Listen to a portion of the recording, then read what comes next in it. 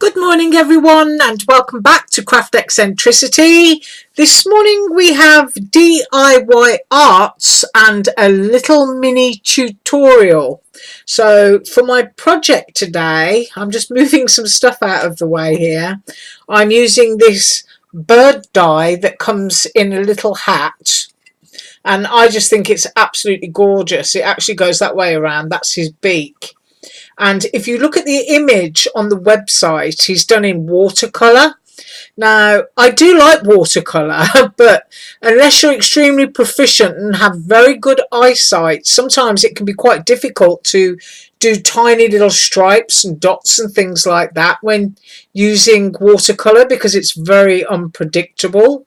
So I'm going to show you how you can get a watercolour effect using your Touch 5 markers.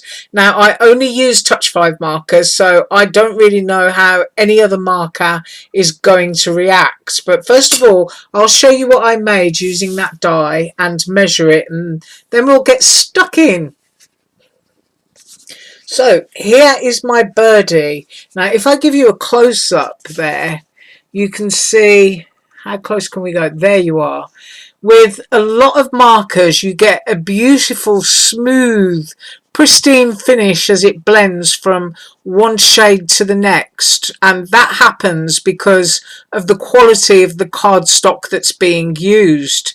Now, I won't say that this cardstock is bad quality, but I use this cardstock because it has a very sort of soft and porous core, and it sucks ink in at sort of like different intensities depending on how you push it around with your blending pen, so you can get a watercolor effect.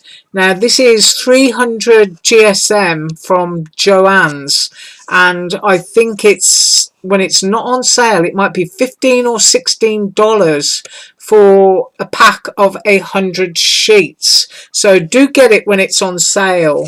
Now, as for other cardstocks, I don't know, because I just discovered this by chance using this one, so I just always go back to it.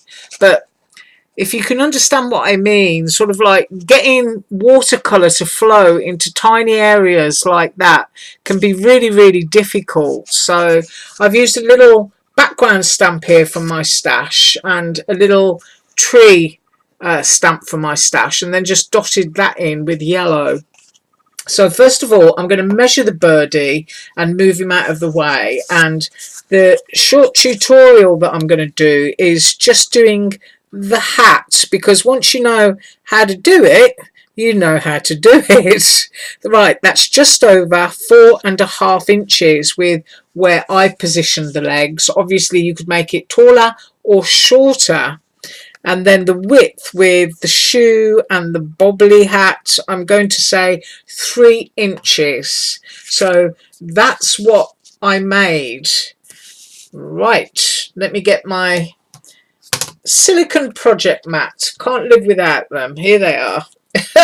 They're just, I don't know how big that is. It's probably 10 inches square, I'd say. 9 or 10 inches square. But it's a perfect project size. So I'm going to put that there, and then I can sort of guesstimate that you can see exactly what I'm doing. Now, the pens that I used to colour that bird, for those of you that are now using Touch 5 markers, and that is probably not going to show up, and I just knew it wouldn't. So I'm using number 32, 67, 35, CG1, CG2, I'm using 178, number 7 and 147, but just on the hat I'm using the 178, which is Cool Shadow. I'm using the 67, which is Pastel Blue, and I'm using a blending solution pen. That's also Touch 5. And that is what I'm using for this little demonstration. So first of all, I have die cut the hat and the little bobble using that Joann's cardstock there. And this is going to be really quick, and let's see if we can get down even closer. which will make it harder for me to see, but I'm hoping that you'll be able to see it. Move the bobbly bit up there. Right, now first of all, excuse my throat, I've been doing a lot of talking over the past few days. I'm going to go in with my cool shadow, which is 178, and I'm going to go over the entire thing. So even though this down here will get another little bubble placed on top of it, I still do bother to colour it in just in case I'm a little bit off with my gluing, and then it doesn't sort of like really matter so much. Now I do not press down hard on my pen, apologise for going off camera there. I just circular motions very lightly across the surface and let the card suck that ink up. Now, of course, there are specialist cards for markers, which is what gives you that smooth, pure colour gradient effect. But as I say, we're using a cardstock that is not meant for markers. It's extremely porous, and it does have a very, very soft core. So you can see that I've gone over that entire thing there using that marker. Let me show you what it looks like on the back. See, there is not really that much bleed through, which for me is quite good. Sucking up a lot of ink. So now I'm going to go over that now with my Touch 5 blender in small movements again, just little circular motions. And what will happen here is the blending solution will start to pull on that colour, and it will pull in some areas and not into others. So we will see it as it starts to dry in a second. It doesn't actually take that long, and you'll see what I mean. It sort of like gives you that watercolor texture paper effect without actually using watercolor. And of course, because this is a nib, you are in absolute and complete control of where you're putting everything. Now let's see if we can get that close. Whoop. Now I'm going to fight with my camera. I absolutely insist on getting a good picture of this today. Can you see how it's pushed that ink around like you've just splashed colour and water down on there? So that is your first layer. And now, because the hat is stripy, I'm going in with a darker layer.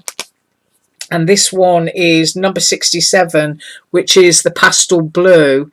Now, I might get my hand in the way a little bit here because I really do need to see a little bit of what I'm doing, but I'm just going to try and do it. And now we're not being perfect with the colouring, and it will bleed outside of the lines there, as you can see.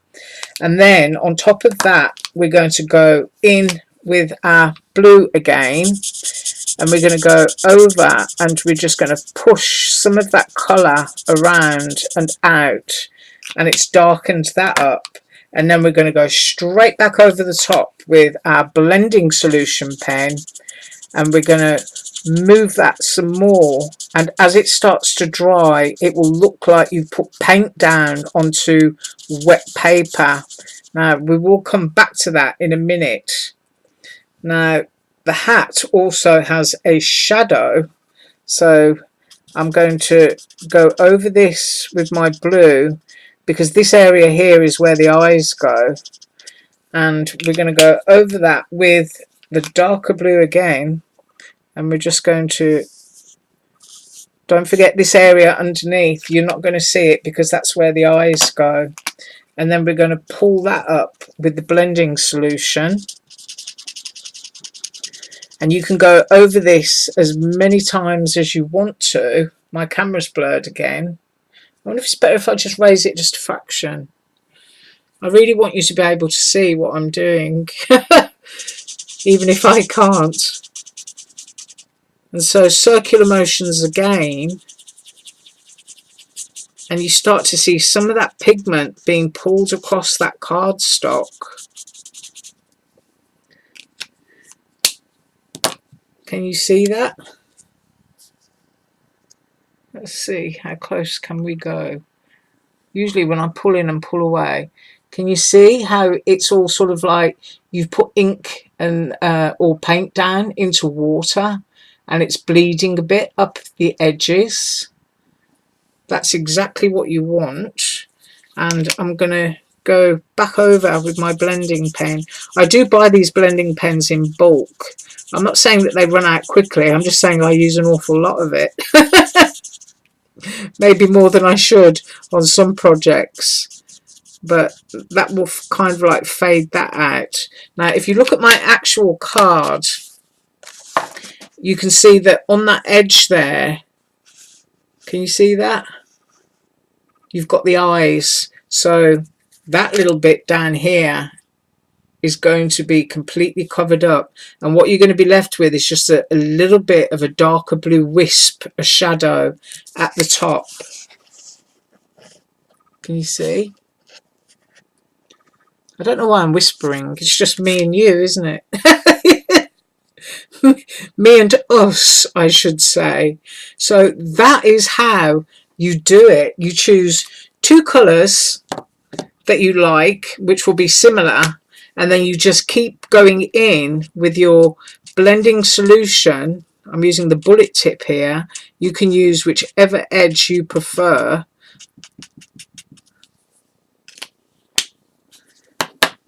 And as you start to move it around and you start to push the colour about, you just get like little pools of colour, and it just looks like watercolour. Now, on the picture on the website, there is an outline, and you don't want to be going and drawing all the way around the edge, because that would be a bit of a challenge for most people. So what I do is I put my piece down and then I draw on the mat at the edge of what I've done, and I go all the way around like that, and then I can lift it off the mat. You can see where I drew there, but the ink is on the edge. Now that's still a bit harsh and sort of cartoony for me, so I just go straight back in with my blender and I pull that along the surface, doing that circular motion again, and what it does is it fades it very, very slightly, but you've still got that shadow there of an outline. And of course all of this does change colour. It goes lighter, a lot lighter as it dries. As I say, I do apologise for my camera. I'm always fighting with it. Let me lift it up and see if that's going to be any better. Let's see if we can find that spot. So I can usually find that spot. I mean, maybe it's the lighting. At this time of the day, it's kind of like, it's very blue, and I am going to repaint my craft room because my craft room's blue, and I'm sure that doesn't help. It's a kind of ice blue colour, but it is nice when you can get a close-up. There you go, that's better. And you can just see that your colours just bleed like watercolour, but you have far more control over it. But of course that also depends on the cardstock that you're using. So I do recommend that Joann's cardstock if you're thinking about doing something like this, because it's got a lovely soft core and it just works. I mean, at the bottom there, I just took my 2 pens and just brushed them along the surface just for a bit of background. So I hope that was useful to you, and I will be back tomorrow with 2 videos, which are the surprise creation and the Alina Craft project shares. You have a great day. As usual, all links below. Bye.